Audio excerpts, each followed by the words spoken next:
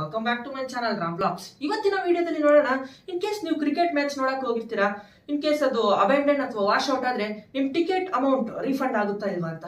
ಅದು based on formats depend ಆಗುತ್ತೆ.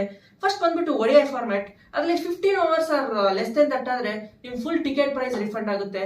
And 15 to 30 overs ಆದ್ರೆ 50% ಆಫ್ ದ ಟಿಕೆಟ್ ಫೀ ನಿಮಗೆ ರಿಟರ್ನ್ ಆಗುತ್ತೆ. ಅಂಡ್ ಮೋರ್ ದೆನ್ 30 overs ಆಡಿದ್ರೆ 1 ಪೈಸಾ ಕೂಡ ರಿಫಂಡ್ ಆಗಲ್ಲ, ಇನ್ ಕೇಸ್ ಅದು ರಿಸಲ್ಟ್ ಬರಲಿಲ್ಲ ಅಂದ್ರೆ ಮ್ಯಾಚ್ ಅಲ್ಲಿ. ಇನ್ ಕೇಸ್ ಆಫ್ ಟೆಸ್ಟ್ ಫಾರ್ಮ್ಯಾಟ್ ಬಂದ್ರೆ ಅದು 5 days ಆಗಿರುತ್ತೆ.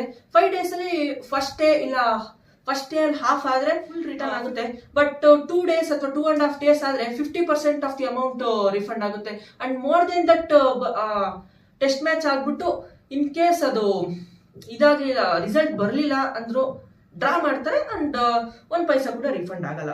ಇನ್ ಕೇಸ್ ಆಫ್ T20 ಫಾರ್ಮ್ಯಾಟ್ ಬಂದ್ಬಿಟ್ರೆ, if match less than 5 overs ಆದ್ರೆ ಫುಲ್ ಅಮೌಂಟ್ ರಿಫಂಡ್ ಆಗುತ್ತೆ. ಅಥವಾ ಮ್ಯಾಚ್ ರೀಶೆಡ್ಯೂಲ್ ಅಥವಾ ಅಬ್ಯಾಂಡನ್ ಆದ್ರೂ ಕೂಡ ಫುಲ್ ರೀಫಂಡ್ ಆಗುತ್ತೆ. ಬಟ್ 10 to 20 overs ಆದ್ರೆ 50% ಆಫ್ ಮನಿ ರೀಫಂಡ್ ಆಗುತ್ತೆ. ಅಂಡ್ ಮ್ಯಾಚ್ 5 overs ರೆಡ್ಯೂಸ್ ಮಾಡ್ಬಿಟ್ಟು ಎರಡು ಸೈಡ್ ಅವರು ಬ್ಯಾಟಿಂಗ್ ಮಾಡ್ಬಿಟ್ಟು ರಿಸಲ್ಟ್ ಡಿಕ್ಲೇರ್ ಆದ್ರೆ 1 ಪೈಸಾ ಕೂಡ ರಿಫಂಡ್ ಆಗಲ್ಲ. ಇನ್ ಕೇಸ್ ಆಫ್ IPL ಬಂದ್ಬಿಟ್ರೆ, 1 ಬಾಲ್ ಬೌಲ್ ಮಾಡ್ಲಿಲ್ದಂಗೆ ಮ್ಯಾಚ್ ಅಬಂಡನ್ ಅಥವಾ ವಾಶ್ ಔಟ್ ಆದ್ರೆ ಮಾತ್ರ ನಿಮ್ಮ ಅಮೌಂಟ್ ರಿಫಂಡ್ ಆಗುತ್ತೆ. ಬೌಲ್ ಮಾಡಿದ್ರು ಕೂಡ ನಿಮ್ಮ ಅಮೌಂಟ್ ರಿಫಂಡ್ ಆಗಲ್ಲ. ಇದು ಇವತ್ತಿನ ವಿಡಿಯೋ ಆಗಿತ್ತು ಗೆಳೆಯರೆ. ಇನ್ನು ನನ್ನ ಚಾನೆಲ್ ಸಬ್ಸ್ಕ್ರೈಬ್ ಮಾಡ್ಕೊಂಡಿಲ್ಲ ಅಂದ್ರೆ ಸಬ್ಸ್ಕ್ರೈಬ್ ಮಾಡ್ಕೊಳ್ಳಿ, ಹಾಗೂ ಲೈಕ್ ಮಾಡಿ, ಹಾಗೂ ನಿಮ್ಮ ಫ್ರೆಂಡ್ಸ್ ಮತ್ತೆ ಫ್ಯಾಮಿಲಿ ಮೆಂಬರ್ಸ್ ಒಟ್ಟಿಗೆ ಶೇರ್ ಮಾಡಿ. ಮತ್ತೆ ಮುಂದಿನ ವಿಡಿಯೋದಲ್ಲಿ ಸಿಗೋಣ. ಅಂಟಿಲ್ ದೆನ್ ಟೇಕ್ ಕೇರ್, ಬಾಯ್.